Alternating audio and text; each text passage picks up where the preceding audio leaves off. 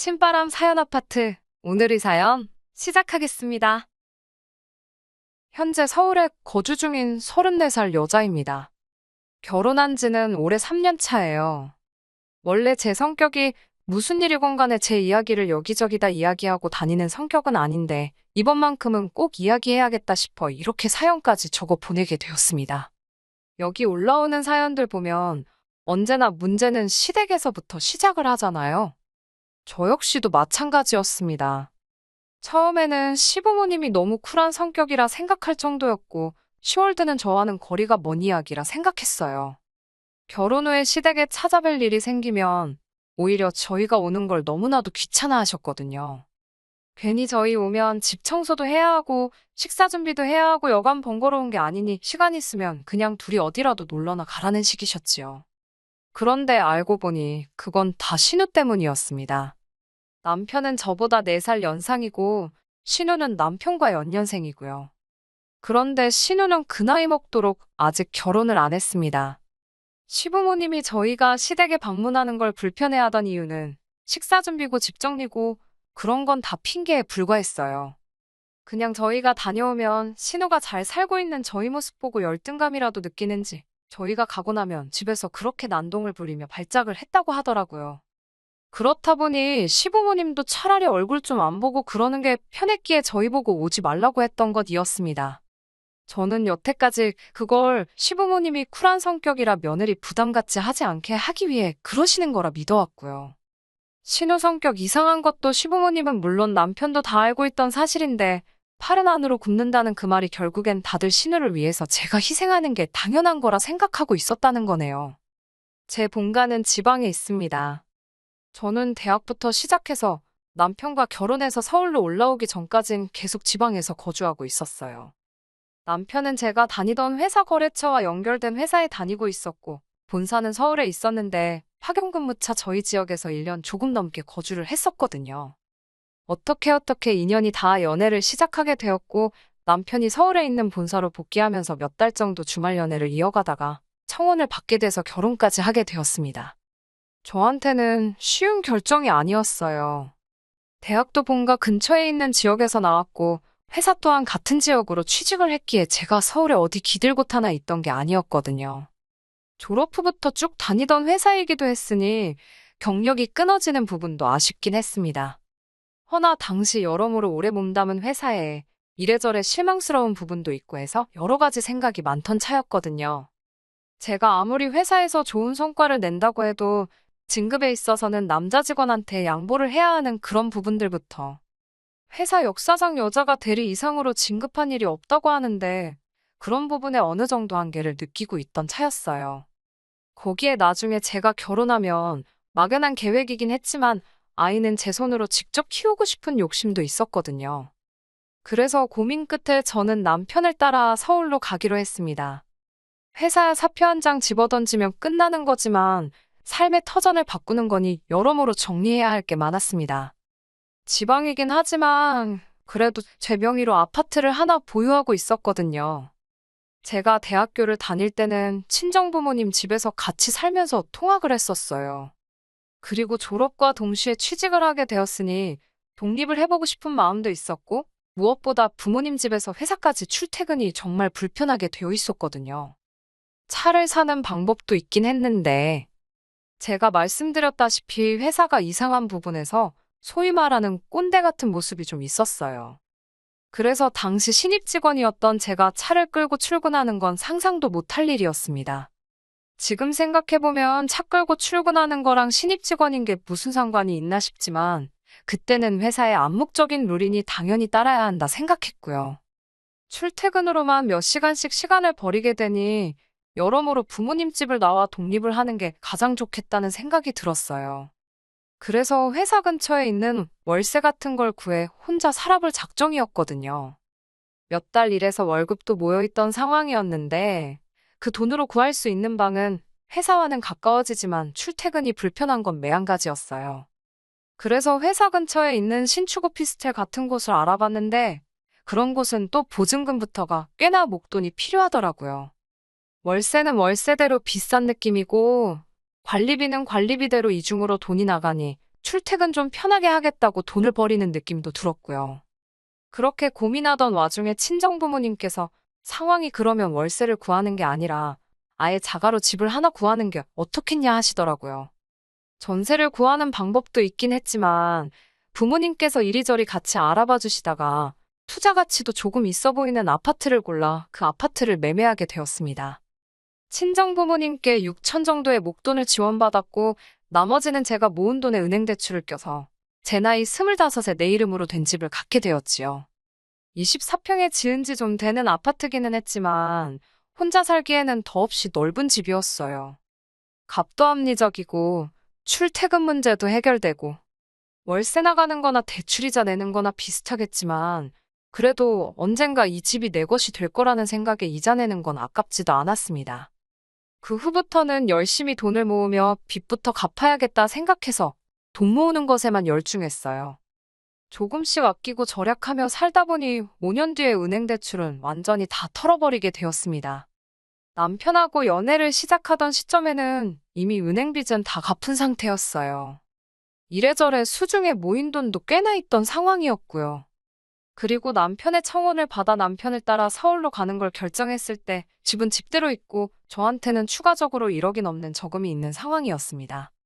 남편 또한 당시 회사 생활을 좀 오래 했던 상황이어서 결혼 자금으로 1억 5천 정도를 모아놓은 상황이었어요.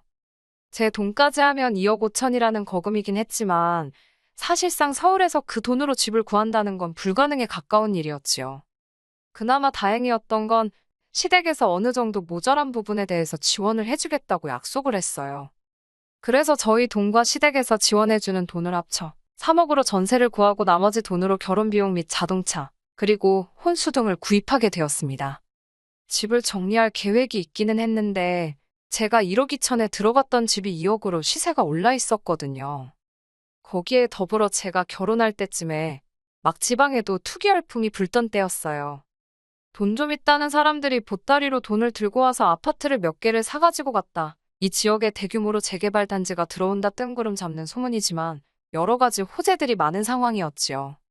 집을 정리해볼까 해서 찾아간 부동산에서 부동산 아저씨가 하는 말이 일단 쥐고만 있어도 4억 5억까지는 오르지 않겠냐고 일단 들고 있으라는 식으로 귀뜸도 해줄 정도였어요. 그래서 남편과는 상의 끝에 그 집은 정리하지 않고 일단 그대로 두고 있기로 했습니다. 원래는 제 집을 전세를 주거나 할 계획이었어요. 그 돈을 보태서 저는 신혼집을 전세가 아니라 자가로 들어가고 싶었거든요. 그런데 남편이 조금 부담스러워하기도 했어요. 아무래도 시댁에서 지원해주는 돈이랑 자기가 모아놓은 돈도 적은 금액이 아닌데 제 걸 다 합치면 여전지 제가 더 많은 돈을 가져오는 거나 마찬가지였으니까요. 그러던 와중에 친정부모님 집에 가니 집도 엄청 낡았고 오래돼서 불편해하시는 게 눈에 보였어요. 아파트 한 번도 살아보신 적도 없었기도 하고요. 거기에 따지고 보니 친정부모님이 돈을 안 도와주셨다면 저도 자가로 집을 소유하는 게 아니라 그냥 월세살이 하면서 살고 있었을 거 아니에요. 은행 대출이야 빌린 돈이니까 다 갚았지 부모님이 해주신 돈은 당연히 내 돈이라고 생각해서 갚지도 않고 입싹 닫고 있던 상황이었고요. 그 당시 6천이면 집값도 올랐지만 물가도 같이 따라 올랐잖아요. 그러니 물가 같은 것도 감안한다면 못해도 1억은 해드려야겠다 생각했어요. 그래서 어차피 다른 사람한테 전세를 줄 바에 부모님께 그 집에서 한동안 살고 계시라고 했어요. 집값이 2배 이상 오른다는 호재도 있고 일단 집은 쥐고 있을 텐데 다른 건 몰라도 제가 당장 부모님께 해드릴 수 있는 게 그것 말고는 없더라고요. 이러나 저러나 당장 제가 모은 돈은 신혼집 구하는데 다 들어가야 했으니 말이지요. 남편도 이 생각엔 찬성했어요. 어차피 다른 사람한테 전세를 줘봐야 남편은 그 돈이 부담스럽다고 할 테니 그냥 쥐고만 있을 돈이기도 했고. 나중에 집값이 오르게 된다면 그 돈으로 부모님께 돈도 갚고 저희도 더 넓은 집으로 이사가거나 할 때 보탤 수 있으니 좋은 생각이라고 하더라고요. 들으셨다시피 트러블 하나 없는 결혼 준비라 저한테 이런 일이 일어날 줄은 상상도 못했지요. 결혼 준비하면서 헤어지는 사람들도 많다는데 저희는 모든 게 물 흐르듯 좋게 좋게 잘 넘어갔으니 말이지요. 신우와 결혼 전에는 딱히 만날 일이 없었는데 축의금도 일부러 그런 건지 3만 원만 내고 가고 집 들일 때도 빈손으로 와서는 뭐 가구가 싸구려 느낌이 나네 하면서 처음부터 실렌트를 내서 대충 신우가 저를 안 좋아한다는 건 눈치를 채고 있었어요. 제가 뭐 잘못한 게 있는 것도 아닌데 왜 저러나 싶었는데 말씀드렸던 대로 자기 결혼 못한 히스테리를 부리고 다녔던 거였어요. 그런데 유독 저한테 살살 맞게 구는 게 뭐 제가 모르는 게 더 있나 싶어서 남편을 추궁해 물어보니 그 이유라고 할 것도 엄청 보잘것없는 이유더라고요. 신우가 속이 그렇게 좁은 사람이란 걸 알고 더 놀라웠지요. 신우가 저보다 3살이 더 많은데 저한테 새언니라고 부르는 게 싫어서 저러는 거라더군요.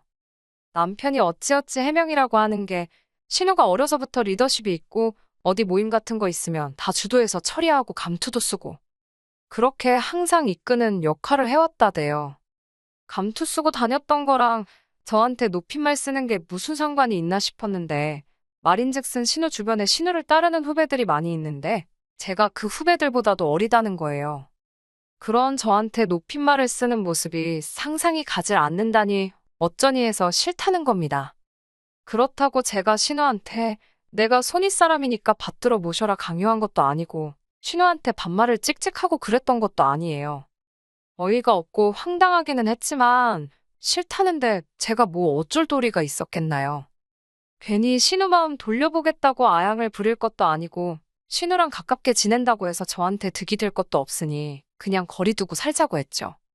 괜히 긁어 부스럼이라고 상황만 악화시킬 수도 있고 신우 덕분에 시댁과도 어느 정도 거리를 두고 살게 되었는데 따지고 보면 저한테는 나쁠 게 없는 상황이었으니까요.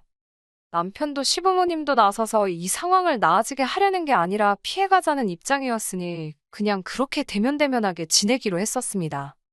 그런데 그런 신우가 뭘 잘못 먹기라도 한 건지 언젠가부터 저한테 먼저 연락도 오고 새언니 새언니 하면서 친한 척을 하기 시작하더라고요. 그게 싫다고 할 땐 언제고 저도 사회생활을 했으니 대충 짐작은 가더라고요. 보통 사람이 갑자기 변하면 그게 죽을 때가 다 돼서 그러는 거 아니면 저한테 뭐 얻어낼 게 있어서 그러는 거 아니겠어요? 제 생각대로였어요. 신우가 갑자기 죽을 때가 된 게 아니고 진짜 이유는 후자에 가까웠습니다. 신우가 그 나이 될 때까지 결혼을 못한 건 신우 성격 때문에 그런 거라고 생각했어요.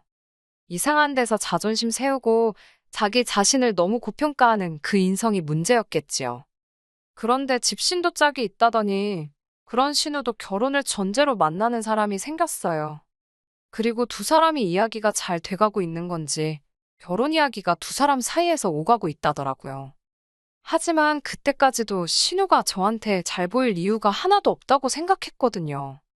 제 딴에는 신우가 결혼도 가까워졌으니 남자 쪽에 가정적인 여자임을 보여주고 싶어서 가족들과 잘 지내는 모습을 보여주고 싶어서 저러나 아니면 축의금으로 한돈 200만 원 정도 달라고 하려나 그 정도로만 생각을 하고 있었는데 제 예상을 아늑히 초월하는 부탁을 해오더군요. 신우가 계속해서 한 번 만나자고 자리를 만들려고 할 때부터 촉이 안 좋았어요. 아마도 신우가 저한테 뭔가 부탁을 한다면 그날 그 자리가 바로 그 부탁을 해오는 자리가 될 거라 생각했거든요. 신우가 정신을 차렸구나 생각하고 최대한 그런 쪽이 아니라고 생각하려고 했지만 역시나 안 좋은 예감은 틀리는 법이 없었네요. 집 들일 때도 안 사온 휴지 선물 세트를 사들고 와서는 가족 좋은 게 별거 있겠냐며 너스레를 떨더라고요. 괜히 시간 끌지 말고 본론만 빠르게 말해줬으면 하는데 언제부터 저희가 그렇게 친하게 지냈다고 온갖 아는 척, 추억이 넘쳐나는 척을 하면서 온갖 아양을 다 떨더라고요. 없는 추억 억지로 짜내서 분위기를 띄우려다가 막상 이야깃거리가 다 떨어지니 그제서야 본론으로 넘어가는데 신우는 나 결혼하는데 다른 건 딱히 해줄 필요 없다는 말로 시작해서 말도 안 되는 부탁을 별것도 아닌 것처럼 말을 하더라고요. 우연의 일치라고 하면서 자기 결혼할 남자가 이번에 제 본가가 있는 쪽으로 내려가 장사를 시작할 계획이라고 하더군요. 그리고 제 명의로 그쪽에 아파트를 가지고 있다는 사실을 들었다면서 다른 건 아니고 그 집을 자기들이 사주겠다고 하더라고요. 인심 쓰듯이 사주겠다는 말이 어이가 없었습니다. 제가 그 집을 팔려고 내놓은 적도 없고 그 집에 다른 사람도 아니고 친정부모님이 살고 계시는데 제가 미쳤다고 그 집을 친정부모님 이사시키고 신우한테 팔겠어요? 신우가 저한테 그동안 잘했고 못했고를 떠나서 얼토당토 않는 이야기였어요. 그래서 그 집에 부모님이 살고 계셔서 안 된다고 거절의 의사를 확실하게 말하려고 했습니다. 투자 가치가 있고 그런 이야기는 설명도 할 생각 없었고 그냥 안 된다고 말할 작정이었어요. 안 된다는 말을 꺼내려는데 신우는 이미 저한테 집을 사기로 한 것 마냥 제 말을 끊고는 더 어이없는 말을 하더군요. 결혼 후 몇 년 시간이 지나 시세도 이제 3억 초중반을 왔다 갔다 하고 있는 아파트를 대뜸 자기한테 1억 5천에 넘기라는 거예요. 세상에 애놀이를 해도 집값을 반 이상 깎아서 팔려고 하는 건 세상 어느 나라 개념인가 싶었습니다. 신우한테 그건 또 무슨 말도 안 되는 소리냐며 집을 팔 생각은 추호도 없었는데 1억 5천에 사겠다는 말을 들으니 더더욱이 팔 생각이 없다고 신우한테 집 이야기는 그만하라고 했어요. 시세에 곱절을 준다고 해도 팔 생각이 없으니 더는 물어볼 필요도 없다고요. 거절을 당하니 신우가 본 모습을 보이며 아주 입에 개거품을 물기 시작했습니다. 자기가 이렇게까지 숙이고 나왔는데 어떻게 고민도 안 해볼 수가 있냐고요. 신우한테 입장 바꿔서 한번 생각해보라고 했어요. 그냥 금매에 내놓아도 3억은 되는 집이고 친정 부모님이 살고 계시는 집인데 신우라면 그 집을 반도 안 되는 값에 저한테 팔 수 있냐고요. 신우는 입에 개거품을 문 상태로 입장 바꿔서 생각해보라는 말 한번 잘 꺼냈다며 저보고도 자기 입장도 바꿔서 한번 생각해보라고 하더군요. 지 오빠가 결혼할 때 집에 있는 돈 다 가져가서 지금 이 사단이 난 거 아니겠냐는 거죠. 중소기업을 다니고 있긴 하지만 신우도 못해도 회사 생활 경력이 10년은 더 넘었을 텐데 모아놓은 돈 하나도 없다는 것도 이해가 가지 않았어요. 부모님이 도와주신 부분이고 집값이 오른 건 얻어 걸린 것도 있긴 하지만 저도 결혼할 때 1억 가지고 왔잖아요. 결혼할 때 시댁에서 지원해준 돈도 그래요. 그 돈이 결국 저희 신혼집 구하는 데 쓰이긴 했지만 시부모님이 그 돈을 저한테 주신 것도 아니잖아요. 그런데 그 돈을 들먹이면서 제가 그 돈을 받았으니 그 돈만큼 제 명의 아파트를 깎아서 자기한테 넘기라는 게 어느 나라 계산 방식인지 싶었습니다. 그런데 계속해서 신우는 저보고 그렇게 욕심부리면 말년이 험할 거라고 하면서 악담을 쏟아내더니 어디 한번 두고 보자는 식으로 으름장을 놓고 돌아갔어요. 자기 안 보고 살아도 좋냐는 식으로 말을 하고 갔는데 여태까지도 안 보고 산 거나 마찬가지인데 그 말이 통할 거라 생각한 건지 끝까지 어이없는 신우였습니다. 어차피 신우한테 그 집을 넘길 생각도 없고 한바탕 하기는 했지만 거절의 의사를 확실히 밝혔으니 다 끝난 일이라고 생각했어요. 그런데 집에 돌아오니 남편이 그래도 어떻게든 신우를 도와주면 어떻겠냐고 하는 겁니다. 신우의 억지보다 남편의 반응이 더 충격적이었어요. 신우랑 한바탕 하고 있는데 옆에서 거들지도 않고 상황만 지켜보던 것도 마음에 안 들었는데 이제 와서 저런 반응을 보이니 여태까지 같이 살던 그 사람이 맞나 싶었습니다. 생각해보니 앞뒤가 안 맞는 게 너무 많았어요. 특히 제 집에 관해서는 결혼 전에 시댁에 오픈을 한 적이 없었어요.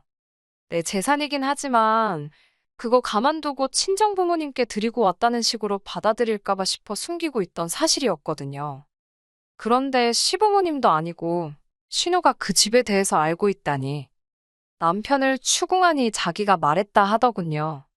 이번 기회 아니면 신우 씨 집은 다 간 거 아니겠냐. 성질 더러운 신우 등살에 힘들어하는 부모님 생각하니 그것도 딱하고 신우도 그 집을 싸게 얻으면 상대쪽에도 면도 살지 않겠냐면서. 저보고 다른 사람도 아니고 가족 일인데 저만 조금 희생하면 모두가 편해지는 거 아니겠냐대요. 만에 하나 신우한테 그 집을 넘긴다고 한들 친정 부모님이 살고 계신데 그건 어떻게 할 거냐 따졌지요. 그러니 남편이 두 분이야 원래 오래된 집에서 잘 살고 계시지 않았느냐 하면서 적당한 월세 구해드리면 되지 않냐더라고요. 그 말이 끝나기가 무섭게 저도 모르게 남편 뺨싸다기를 한 대에 올려붙여버렸어요. 그 뒤로는 남편하고 말도 한마디 하지 않고 냉전 중이에요. 이 와중에도 생각 바뀌었냐며 저를 떠보는 신우 연락이 저를 더 열받게 만드네요. 파리 안으로 굽는다는 말이 딱 이 상황이네요. 억지로 반대로 꺾어봐야 부러지기밖에 더 하겠나요. 빠른 시일 내로 이혼 전문 변호사한테 상담 좀 받아보려고 합니다. 저도 강경하게 나간다면 남편도 마음을 돌리지 않겠나 싶네요. 궁금해하시는 분들이 계셔서 이렇게 후기 보내드립니다. 일단 남편하고는 완전히 이혼하게 되었어요. 생각을 바꿀 모습도 보이지 않고 반성은커녕 이런 걸로 이혼하자고 하는 제가 괘씸하다는데 더 뭘 두고 봐야 하나 싶더라고요. 전후 사정을 알고 나니 이혼하는데 확신만 더 갖게 되었어요.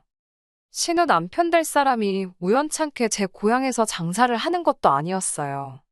신우가 애초에 결혼 조건으로 제 집을 가져오기로 한 거고 그 남자는 딱히 하는 일이 없는 사람인데 집 살던 아낀 돈으로 그쪽에다가 뭐 체인점 같은 거 하나 낼 계획이었다대요. 시모까지 나서서 그럼 그 집을 안 팔아도 되니까 친정부모님 내쫓고 거기서 신우 돈 모을 때까지 살게 해주면 안 되냐고 물어보는데 신우 먹고 사는 건 그렇게 중요한데 식가족 그 누구도 저희 부모님 생각해주는 사람 없더라고요. 그래서 이혼을 진행하게 되었어요. 남편은 오히려 이혼하자는 말에 기고만장해져서 재산분할로 내 집 절반을 가져오겠다 으름장을 놓는데 좀 알아보고 그런 말 좀 하지. 결혼 전부터 가지고 있던 내 재산을 무슨 수로 자기가 가져가겠다는 건지 싶더라고요. 덕분에 이혼은 오히려 수월했네요. 오히려 전세로 들어간 돈에 제 돈도 껴있었으니 위자료며 재산분할이며 이것저것 해서 제가 가져온 게 더 많아요. 혼수도 그대로 들고 와서 제 집에다 옮겨놨고요. 남편은 남은 돈 들고 시부모님 집으로 들어갔는데 시부모님도 이번에 꼭 신우는 시집을 보내야겠다고 생각한 건지 남편이 들고 온 돈 가지고 신우 시집을 보냈더라고요. 남편도 느끼는 바가 있었는지 저한테 연락해서 다시 합치자는 헛소리를 하더라고요. 평생 당신이 모은 돈 들여서 동생 시집 보내줬으니 부모님도 편해지고 당신도 행복한 거 아니냐고 영양가도 없는 소리 할 거면 열심히 돈 벌어서 신우 뒷바라지를 해주던 부모님 편하게 효도나 하라고 했어요. 저는 고향 내려와서 부모님 가지고 계신 돈하고 이혼할 때 들고 나온 돈에서 부모님하고 작은 가게 하나 차렸습니다. 잠깐 힘든 일이 있긴 했지만 힘들었던 거 자꾸 되새겨서 뭐 하겠어요. 앞날이 아직도 창창한데 제 행복 찾아가면서 열심히 살아보려고 합니다. 끝까지 들어주셔서 감사합니다. 오늘의 사연은 여기까지입니다. 구독과 좋아요, 알람 설정 부탁드리고 더 좋은 사연으로 다시 찾아뵙겠습니다. 감사합니다.